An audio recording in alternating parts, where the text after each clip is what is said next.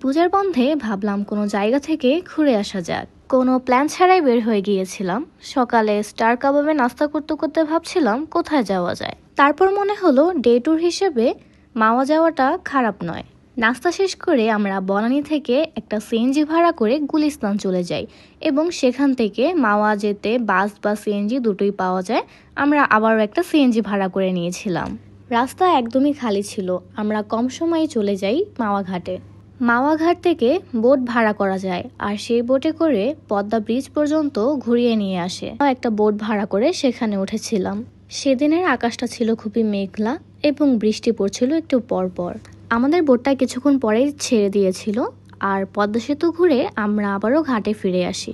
ঘোরাঘুরি করতে করতে দুপুর হয়ে গিয়েছিল আর আমরা রেস্টুরেন্ট খুঁজছিলাম কোথা থেকে ইলিশ মাছ খাওয়া যেতে পারে। তারপর আমরা ঠিক করি শখের হাড়িতে যাব। এরপর আমরা ইলিশ মাছ দেখেছিলাম। আমরা একটা মাছই বেছে নেই, যেহেতু আমার সাথে মা আর খালামণি ছিল। মাছের সাথে সরিষার তেলও কিনতে হয়। আমি দাঁড়িয়ে দাঁড়িয়ে দেখছিলাম তারা মাছগুলোকে কিভাবে ভাজে আর তারা একটা তেল একবার ইউজ করে এরপর সেটা ফেলে দেয়।